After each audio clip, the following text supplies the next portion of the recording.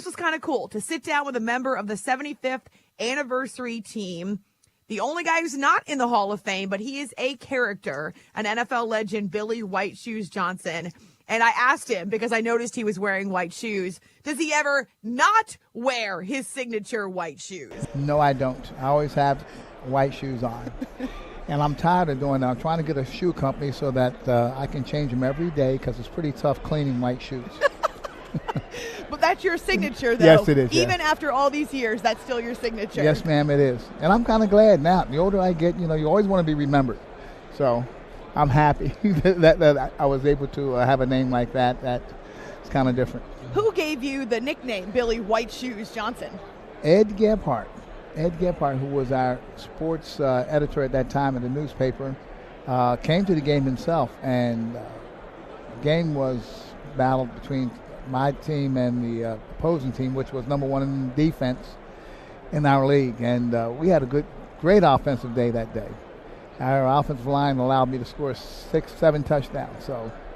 And after that, he put in the paper, Blazing Billy White Shoes, scored 7 touchdowns, and it stuck ever since. So what do you feel like you're known for more? The white shoes, which is, of course, part of what people say, Billy White Shoes Johnson, or touchdown celebrations before they were in vogue, before the teams were coming up with all these elaborate schemes and ways to celebrate? You had the funky chicken. You've got videos on YouTube. What do you think people know you more for? The dance. the name just goes along with it. It's the same with the dance, and but it's really the dance, because it could have been Joe Blow, but it was the dance that caught everybody's eye. This was before the NFL kind of cracked down and got the No Fun League nickname. Did the league ever say anything to you, officials, anything? No, not at all. Not at all. I've only been flagged one time, and I was in your entire career? In my entire career for dancing or fine. I was talking to Steve Atwater today, and I said, Steve, the only time I ever got penalized was when I did the dance against Denver, and I think they paid the refs off for that because we lost that game. I told him that. No. But the official said I had to do it because you were in bounds. He thought I was in bounds. I was out of bounds, and we lost the game. But that's the only time. But it's been a lot of fun. It really has been, and I never thought that it would generate so much interest this long.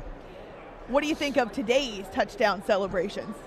They're so regulated, but there are some fun, creative celebrations. There are some creative and some that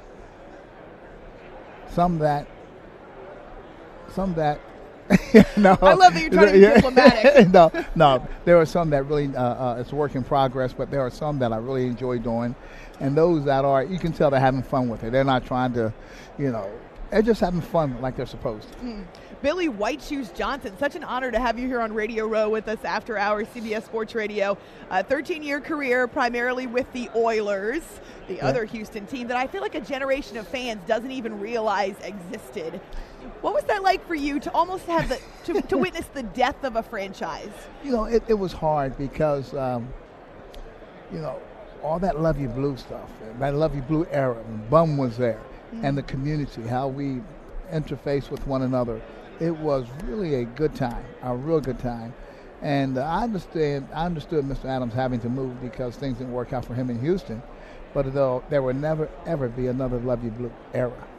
Not in Houston. And I'm not trying to knock the Texans in any way, but I think somehow they got to grab hold of that and use that for their benefit also. You mentioned Bum Phillips. His son, Wade Phillips, is not only a longtime head coach, but is now has been a fantastic defensive coordinator with the Rams. So kind of a neat dichotomy with the youngest head coach in the league, and Sean McVay, and Wade Phillips. But Wade talks about his dad all the time. What was Bum like? Bum was, Wade's just like his dad, for real. He is just like his dad. He knows people. He knows the game very well. But more importantly, guys aren't intimidated by it. They can go up and talk to him. And he lets people be people. He's had some cantankerous guys play for him. He's had Elvin Buffet and Curly Cole as a young defensive assistant. Since then, he's had some others. But he never took away from them. And because of that, they contributed their contribution on the field was big, just like his dad. And you've got to be a special person with that special insight to see and to manage people like that. He's a good manager of people. You had a chance to, you were a returner, which is where we got a lot of the fun touchdown celebrations, kick returns, punt returns, wide receiver. In high school, you played quarterback, defensive back. What was your favorite thing to do on the football field?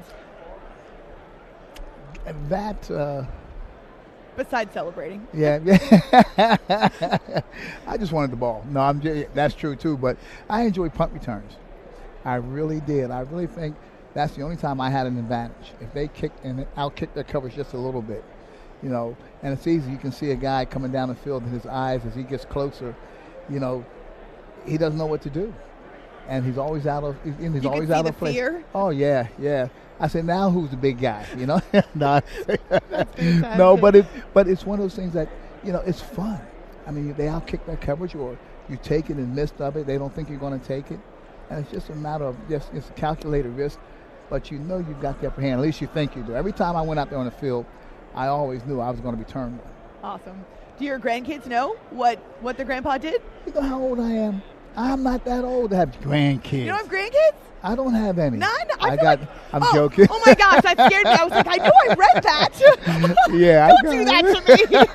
I was about to be really embarrassed. No, I got a slew of them.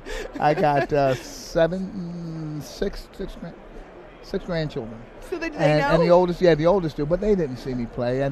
And got one who's in high school now, and he's kind of marveled. He's marveled at what they tell him about his grandfather. So, that's and he awesome. says, well, yeah, they don't want to admit it, but he just nods his head and smiles. And I said, if you think you can get me, let's go on the track. And he doesn't. I've intimidated him, so I hope he doesn't. Because I'm done. I'm over. Oh, my gosh. You scared me. My heart's still beating. I wouldn't do that to you. Former NFL great Billy White Shoes Johnson with us here after hours on Radio Row. Before we talk to Mark and bring Mark in, because you have a guest with you too, what's the biggest difference between your days in the NFL, which were 70s and 80s, and you spanned more than a decade, and today's NFL? It's like that. Spanned it more than a decade. Well, You're so nice. No, but I mean, you took a lot of contact, and you lasted a long time. That's something to be proud of. Well, yeah, I really feel blessed and fortunate, but I really think that it's because of the equipment that they have and their preparation now. Some of these guys start a little early, get these personal trainers, and if it's done right, they're the better for it. But if not, a lot of guys come in camp out of shape. But because of the equipment, because of the knowledge of what they have to do, what they have to prepare for. Social media, once again, helps to get them ready. It's an advantage. So I think they have that, and they have the advantage more so than what we had when we came out. And you're here with Mark Singleton, who I see every year on Radio Row, which is good, working together with the Gridiron Greats, the Assistance Fund. And Mark, it's great to see you again. Awesome to have someone like Billy along with. How are things going over the last year since we talked to you? It's just been great.